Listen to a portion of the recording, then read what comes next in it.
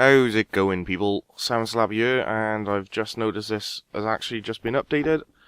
So today, I guess we will be doing the brand new quest, which, if you didn't know, it's called The Song from the Depths.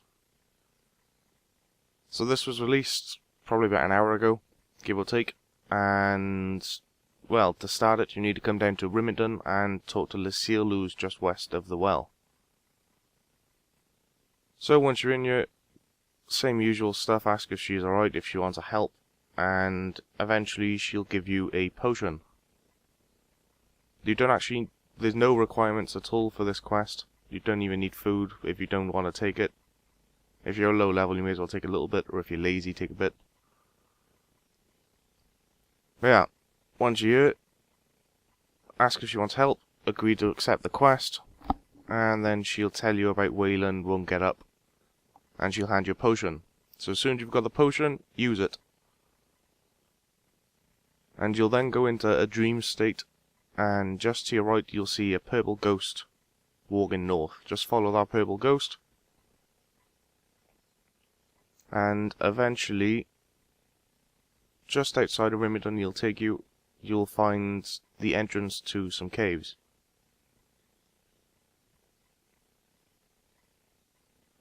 So, once you're here, go ahead and go inside the cave.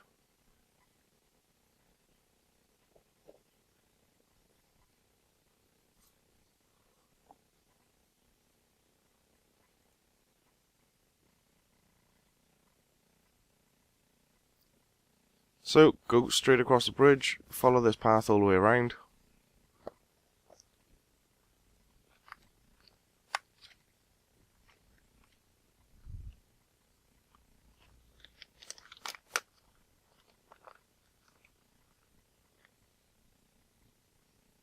And eventually you'll come to another door, just go ahead and go through it.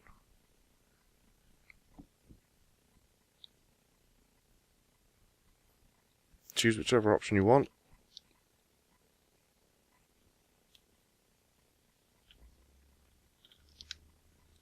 And follow through. So once you're in this room, if you pay attention to what the weird voice is telling you, or just look at your chat box after it, you'll notice that it'll start giving you random directions in the form of a song. Just follow those directions. So the first line would be the direction to go through the next door. So for me it's north and west. So I have to go through the north and west door. I'm assuming it's probably the same for everybody, so you could probably just follow what I'm doing on screen. But if it's not, that is how you work it out. Same thing again. This time I gotta go south for the first one. So go through the southern door.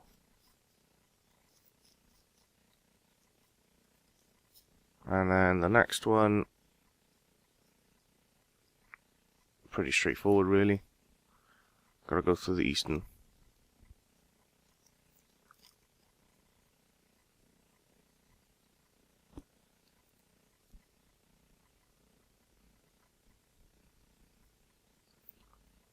So she'll start talking to you. Well, I say talking to you, she'll start talking randomly. Just follow this path all the way up, you'll see the purple ghost thing again. Just keep going north and go through the door.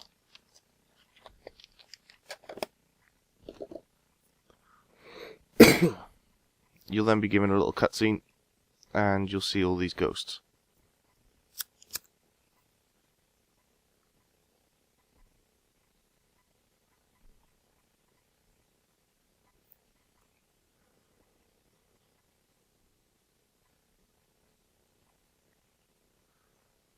So for this section, there's 3 different, I don't know what you'd call them, marks on the floor, like shiny circles, and basically they're invisible, so all you have to do is run around the room until eventually you find them.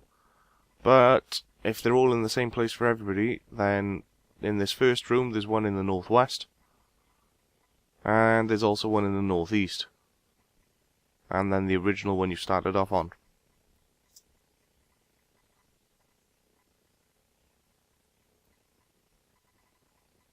Simple as that.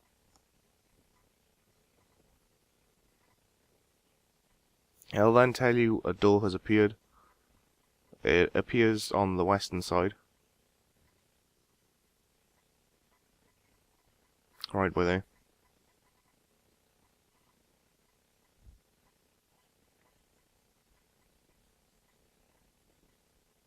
If I notice it sometime soon. There it is.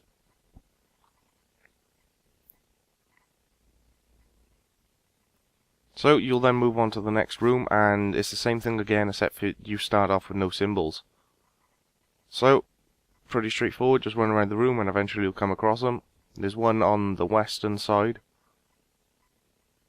There's one on the northern side, slightly north of it, and there's one on the far east.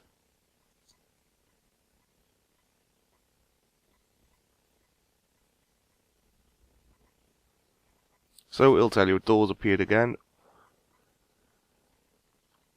So just go ahead, find the door and go through it. It's not the door you came in through. Just to let you know.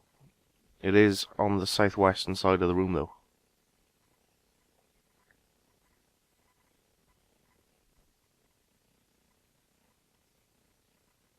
So once you've gone through there, the voice will randomly start talking to you again. You can ignore it. Just follow this path all the way around.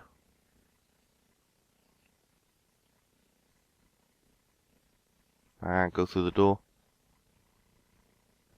And you'll now be put into a room with cauldrons and a fire in the centre. This is where almost everyone seems to be on this quest when I got it, but it is pretty straightforward if you know what you're doing.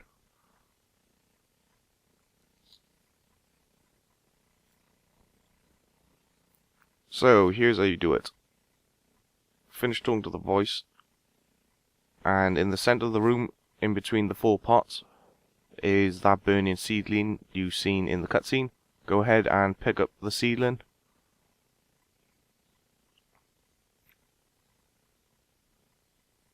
Or burning sapling, sorry. Once you've got the burning sapling, you want to check the pots until you find a pot of water. So the top left one is a pot of fungi for me, and the bottom left one is my pot of water. Just examine it to make sure before you pour it in, as I'm not sure if this is different for other people. Put the seedling inside the pot, and then look for the water door. For me, this was on the north side, or the northeast corner. You can either right click examine the doors, or literally just look at the effects around them. As one will be ivy, one will be covered in cobwebs, one will be water, and one will be whatever one I missed out, can't remember. But head on through the water door, and you'll appear back in exactly the same room you was just in. So you want to go back to the water pot where you put your seedling.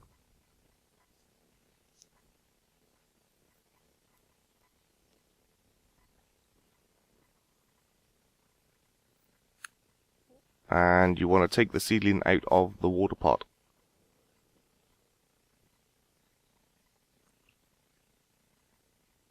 So take the sapling out. And this time we need to plant it in the fungus pot, which for me was the northwest.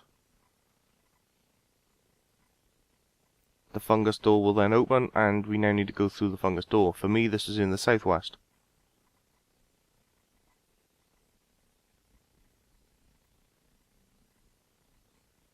So go ahead and go through the fungi door. And again, you'll appear back in the same room. Same thing again, grab the sapling out of the fungi pot. And this time put it inside the ivy pot, which for me was the southeastern side. And the ivy door for me was on the west. So go through the ivy door. And again, you'll appear in the same room again. So take out the sapling and put it in the final pot, which is the spiderweb pot or cobweb pot. And then go through the eastern door for me, which is the cobweb door. And you'll appear in the same room, but it'll be slightly different, and the massive tree is now in the centre. So head on north, as the tree will now reveal a little bridge, and we can now cross it. So go through the northern door.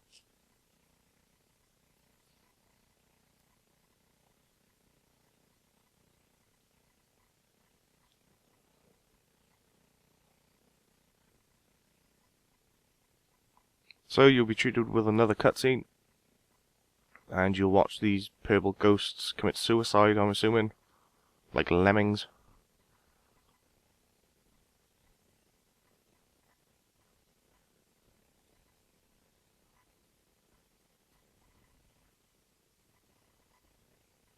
And then Raptor will appear, and he'll jump off as well.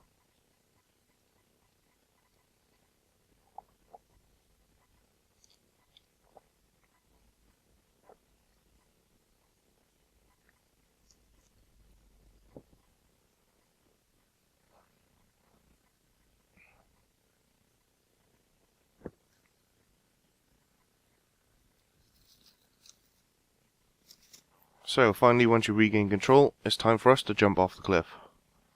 So go ahead and jump off, and you'll be treated with a little cutscene, followed by getting eaten by a dragon. And now we'll be inside the dragon's stomach. So in here, if you're low level, the mobs will attack you. They'll also attack high levels, but they're nothing to worry about. The thing you do need to worry about is standing on these yellow pools, as they will damage you. Although they won't deal a lot of damage. And all you need to do is go through these doors here. They're symbolized on your map by the exclamation mark. And every single one of these rooms is linear, so you can literally just run to the opposite side of the room and the door's more or less there. So it's pretty straightforward. There's a couple of these rooms, but you just walk around and eventually you'll find the door, go in it. And just keep doing that until you're at the end.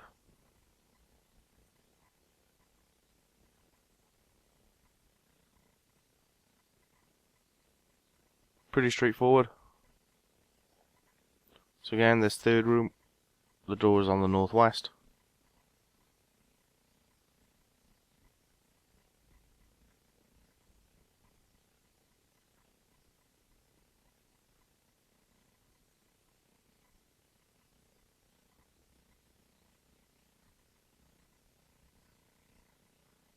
And eventually you'll get to the end and you'll have this little cutscene, which kind of looks like the blue fellas from Legend of Zelda. Can't remember what they're called. But choose whatever options you want. I assume none of it makes any difference and you'll eventually come to the same conclusion. But basically tell her that she's inside the dragon.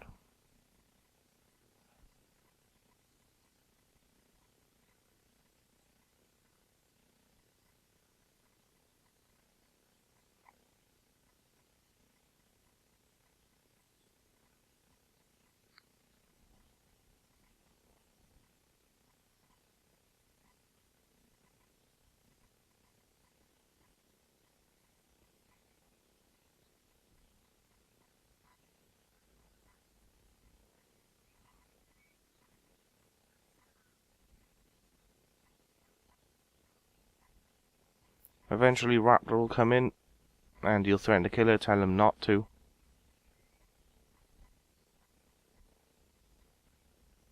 And eventually he'll agree not to kill her. And you'll pick up the crossbow on the floor and free her.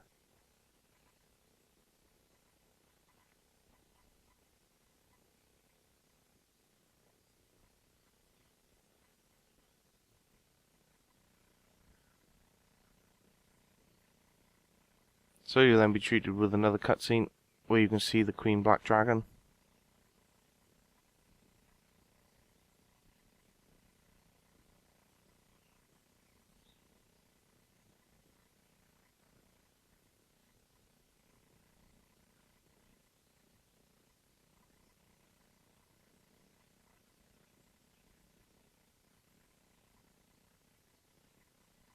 And you'll escape with the raptor.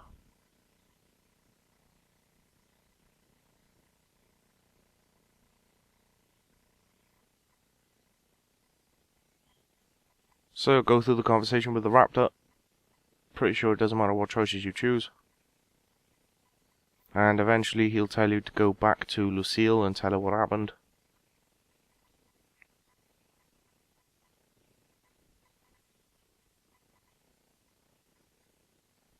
And he'll give you a bunch of stuff. So now you want to head to your west to get back to Rimington, as we're near Port Sarim.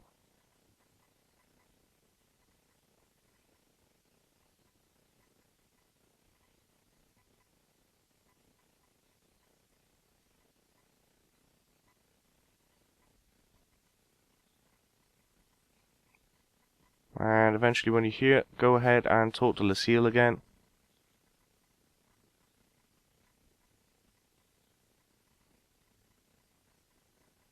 And congratulations on quest complete. So for completing the quest, you'll gain 1 quest point, 700 HP XP. You'll gain a coral crossbow, 50 coral bolts, Ramora's necklace. You'll reduce incoming damage when you fight the Queen Black Dragon, and you'll also gain 2 spins on the Squeal of Fortune.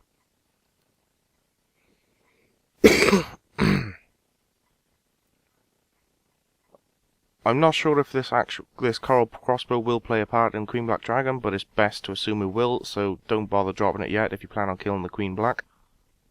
It's got a range attack strength of 24, and the bolts got a range strength of about 13. There you go. Ramora's necklace you can use once a day to teleport down into that dungeon.